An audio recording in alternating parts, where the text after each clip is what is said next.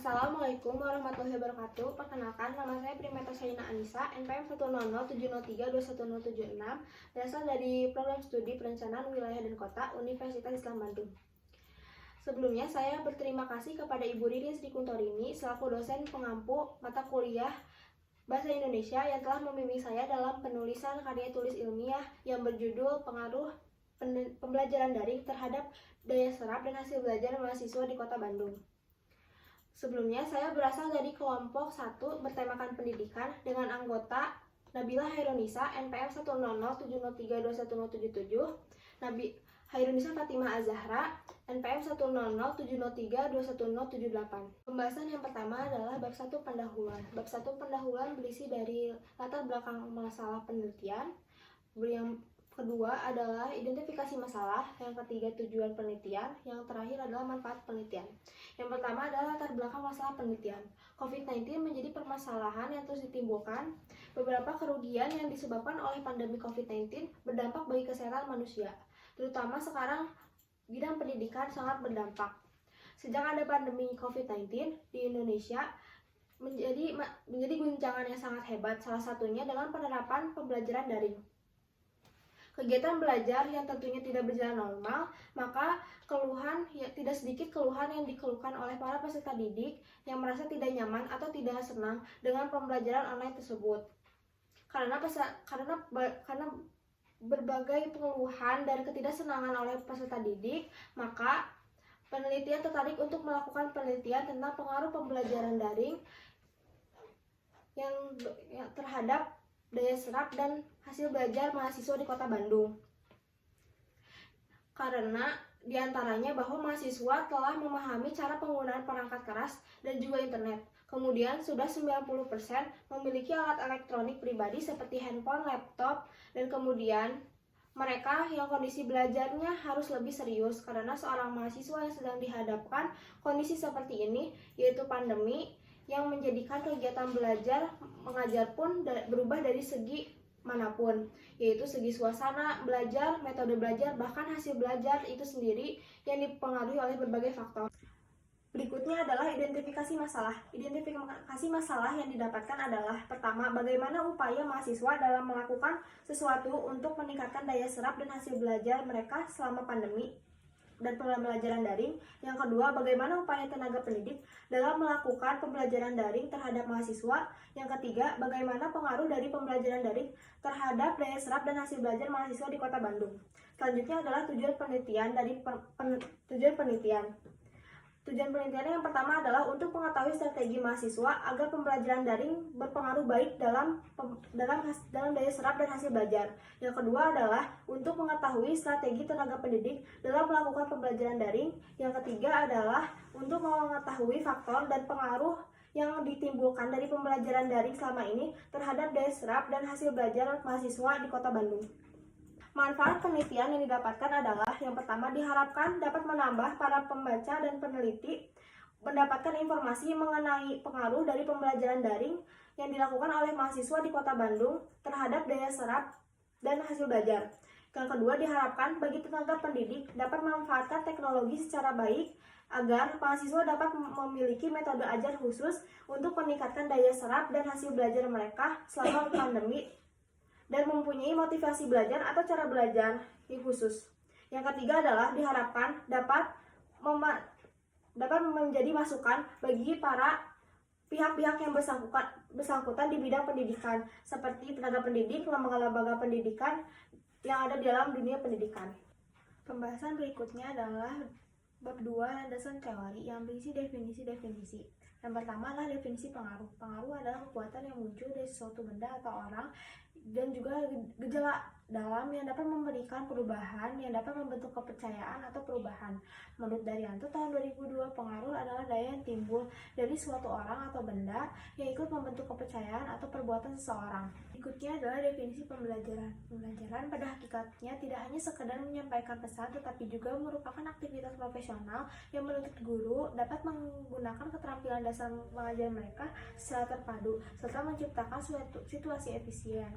menurut Mas Rudi, Toha, dan kawan-kawan tahun 2007. Oleh karena itu, dalam pembelajaran, guru perlu menciptakan suasana kondusif dan strategi belajar agar menarik minat siswa. Berikutnya adalah definisi daring. Menurut M. Lomi tahun 2012, pengertian media daring secara umum adalah segala jenis atau format media yang hanya bisa diakses melalui internet yang berisikan teks, foto, video, suara, sebagai sarana komunikasi secara daring. Sedangkan pengertian khususnya, media daring dimaknai sebagai sebuah media dalam konteks komunikasi massa. Definisi berikutnya adalah definisi daya serap. Menurut Kamus Besar Bahasa Indonesia, daya diartikan sebagai kemampuan untuk melakukan sesuatu atau kemampuan untuk bertindak. Sedangkan kata serap sendiri diartikan memahami dengan sungguh-sungguh. Sedangkan belajar berarti usaha untuk memperoleh kepandaian atau ilmu. Berdasarkan masing-masing definisi tersebut, maka daya serap belajar diartikan sebagai kemampuan untuk memahami pelajaran dengan sungguh-sungguh agar memperoleh kepandaian dan ilmu.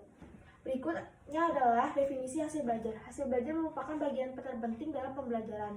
Menurut Nana Sundana tahun 2009 mendefinisikan hasil belajar siswa pada hakikatnya adalah perubahan tingkah laku sebagai hasil belajar dalam pengertian yang lebih luas mencakup bidang kognitif, afektif, dan psikomotorik. Menurut Mudjono tahun 2006 juga menyebutkan hasil belajar merupakan hasil dari suatu interaksi tindak belajar dan mengajar. Definisi berikutnya adalah mahasiswa. Mahasiswa menurut Kamus Praktik Bahasa Indonesia adalah mereka yang sedang belajar di perguruan tinggi. Menurut Salim tahun 2008 mengatakan bahwa mahasiswa adalah orang yang terdaftar dan menjalani pendidikan pada perguruan tinggi. Menurut Santoro dalam Siregar tahun 2006 menyatakan bahwa sosok mahasiswa juga dikenal dengan nuansa kedinamisan dan sikap keilmuannya yang dalam melihat sesuatu berdasarkan kenyataan objektif, sistematis, dan rasional. Selanjutnya adalah bab 3, analisis dan pembahasan. Analisis pembahasan berisikan fenomena, analisis data. Yang ketiga adalah kajian Islam, dan yang terakhir adalah hasil penelitian. Yang pertama adalah fenomena. Terlaksanakannya kuliah daring atau online ini menuai pro kontra. Namun ada beberapa dampak positif dan negatif yang dialami oleh mahasiswa saat melakukan pembelajaran daring. Untuk dampak positif dari kuliah daring ini adalah mahasiswa dapat mengatur jadwal mandiri, dan apabila tidak disiplin dalam mengatur jadwal akan ada konsekuensinya, yaitu ketertinggal perkuliahan oleh tersebut. Tetapi mahasiswa masih bisa melihat kembali materi-materi perkuliahan yang diajarkan oleh dosen, karena dosen biasanya memberikan modul atau PowerPoint yang mudah untuk di-download. Untuk dampak negatif kuliah daring ini adalah mahasiswa banyak mengalami kurangnya konsentrasi belajar karena faktor dari lingkungan belajarnya yang berzona nyaman seperti di kamar kos atau rumah yang menciptakan atmosfer kenyamanan yang cenderung membuat kita lebih mudah untuk bersantai. Tidurnya adalah analisis data. Analisis data yang pertama adalah apakah Anda melaksanakan pembelajaran daring. Dari tabel berikut adalah diperoleh 93,5% responden yang melaksanakan pembelajaran daring dan 6,5% responden yang terbilang tidak melaksanakan pembelajaran secara daring. Berikutnya adalah analisis adakah pengaruh pembelajaran daring terhadap daya serap mahasiswa. Dari tabel berikut diperoleh data 57% responden mahasiswa yang menyatakan adanya pengaruh pembelajaran daring terhadap daya serap, 38,3% responden menyatakan pembelajaran daring berpengaruh terhadap daya serap, dan sebanyak 4,7% responden terbilang tidak berpengaruh pembelajaran daring terhadap daya serap. Berikutnya adalah analisis apakah pembelajaran daring mempengaruhi hasil belajar juga. Dari tabel berikut adalah dari 92,5% responden yang sangat berpengaruh terhadap hasil belajar saat pembelajaran daring, dan 7,5% responden menyatakan tidak berpengaruh pembelajaran secara daring terhadap hasil belajar. Hasil belajar ini menentukan bagaimana cara mereka belajar saat pandemi, yang sehingga hasil belajar ini sangat berpengaruh dan tidak berpengaruh sama sekali. Berikutnya adalah analisis data apakah materi yang disampaikan oleh dosen sesuai dengan silabus. Dari dalam analisis ini saya memperoleh dan mengenai apakah materi yang disampaikan dosen sesuai dengan silabus kepada 107 responden mahasiswa di Kota Bandung, sehingga diperoleh data sebagai berikut. Sebanyak 96,3% responden menyatakan dosen memberi penyampaian sesuai dengan silabus, dan 3,7% responden menyatakan dosen tidak memberikan penyampaian sesuai dengan silabus. Analisis yang berikutnya adalah apakah dosen menyampaikan materi dengan menggunakan metode khusus agar mahasiswa paham? Di balik motivasi belajar mahasiswa agar mahasiswa sendiri itu paham dengan materi yang dosen sampaikan. Dalam analisis ini saya memperoleh data mengenai apakah materi dosen yang disampaikan ada metode khusus untuk si mahasiswa kepada 107 responden mahasiswa di Kota Bandung, sehingga diperoleh data yaitu sebanyak 58,9% responden menyatakan dosen menyampaikan materi sesuai menggunakan metode khusus agar mahasiswa paham, dan 41,1% responden menyatakan dosen tidak menyampaikan materi dengan menggunakan metode khusus agar mahasiswa paham. Analisis berikutnya adalah seberapa sering Anda melakukan pembelajaran online. Durasi belajar saat pandemi ini tentunya perlu dilihat karena dapat mempengaruhi daya serap dan mempengaruhi hasil belajar mahasiswa. Rata-rata yang baik untuk melakukan durasi belajar adalah 3-4 jam dan diperoleh dari 107 responden mahasiswa di Kota Bandung yang bisa memilih beberapa durasi metode belajar. Diperoleh data sebagai berikut. Durasi kurang dari 1 jam sebanyak 3,7%, durasi 1-2 jam sebanyak 18,7%, durasi 3-4 jam 28%, durasi 4-6 jam 31,8%, dan lebih dari 6 jam sebanyak 31,8%. Berikutnya adalah aplikasi apa yang biasa mahasiswa gunakan saat pembelajaran online.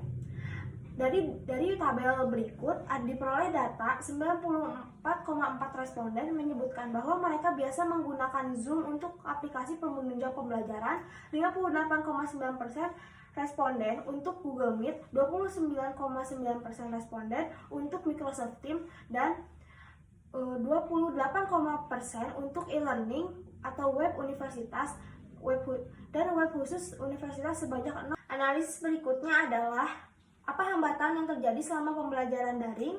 Dengan rata-rata jawaban dari 100 responden, diambil kesimpulan bahwa hambatannya adalah tidak ada interaksi tatap muka yang mengakibatkan perubahan suasana, kendala perangkat, kesalahpahaman dalam komunikasi antara dosen dan mahasiswa, dan dominasi pembelajaran daring.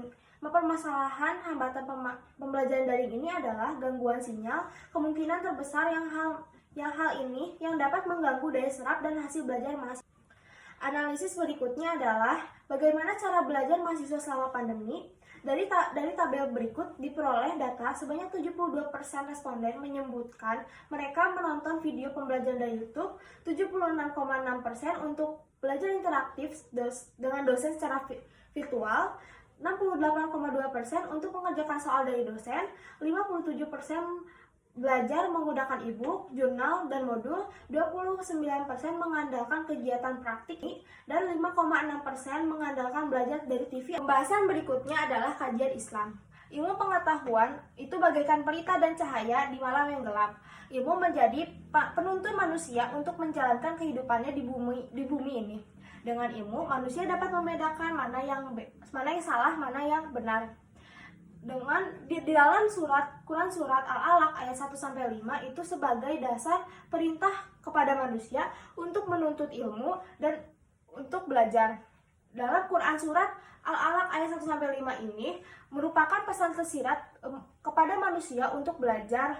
Dan mengapa wahyu pertama ini diperintahkan untuk membaca, bukan perintah untuk sholat, zakat, puasa, dan haji? Karena ini untuk menunjukkan sebelum kita beramal dan beribadah itu kita wajib berilmu. Oleh karena itu, menuntut ilmu pengetahuan hukumnya wajib bagi muslim laki-laki dan muslim perempuan. Berikutnya adalah hasil penelitian dari penelitian ini. Dilihat dari data tersebut bahwa sebagian besar mahasiswa di Kota Bandung itu setuju mengenai pengaruh pembelajaran daring terhadap daya serap mereka. Hal ini diketahui pengaruh yang sering terjadi itu karena faktor internal dan yang berasal dari pembawaan gaya belajar mahasiswa itu sendiri dan melakukan kegiatan belajarnya. Untuk faktor eksternal sendiri dibagi menjadi dua, yaitu manusia dan manusia. Faktor manusia sendiri dipengaruhi oleh para pendidik dan keluarga. Untuk faktor pendidik, biasanya para pendidik kurang memperhatikan pemahaman mahasiswa dalam menyerap materi ajarnya, sehingga tenaga pendidik harus melakukan survei secara pribadi untuk mengetahui apa gaya belajar mahasiswa agar mendapatkan dari peningkatan daya serap. Maka dari itu, peran mahasiswa itu sendiri dan keluarga sangat dibutuhkan untuk membuat kondisi tempat belajar yang dapat digunakan dengan sesuai kenyamanan. Selanjutnya adalah bab 4 kesimpulan dan saran. Untuk kesimpulan sendiri yang didapatkan dari penelitian ini adalah yang pertama, strategi untuk meningkatkan daya serap dan hasil belajar mahasiswa di Kota Bandung yaitu dengan memiliki metode pembelajaran masing-masing mahasiswa yang berupa menghafal, membuat mind map, membuat catatan, membaca materi ajar, atau melakukan interaksi secara interaktif dengan dosen. Dan yang kedua adalah para pendidik belum sepenuhnya melakukan metode khusus untuk mahasiswa agar mahasiswa paham apa yang disampaikan oleh pendidik, dan para pendidik sudah menyampaikan materi sesuai dengan silabus. Yang ketiga adalah pembelajaran daring sangat berpengaruh terhadap daya serap dan hasil belajar. Selanjutnya adalah saran. Berdasarkan analisis ini, saran yang diberikan adalah mahasiswa harus lebih memperhatikan strategi dan metode belajar sendiri agar ada peningkatan daya serap dan hasil belajar. Yang kedua, pendidik juga seharusnya memperhatikan perkembangan pemahaman mahasiswa untuk hasil belajar yang baik. Yang ketiga, para pendidik bahkan perencana akademis harus menyiapkan metode lain agar mahasiswa tetap bisa menerima materi belajar di rumah dengan baik. Berikut presentasi dari saya. Mohon maaf bila ada kesalahan kata dan kesalahan perbuatan. Sebelumnya, terima kasih. Wassalamualaikum warahmatullahi wabarakatuh.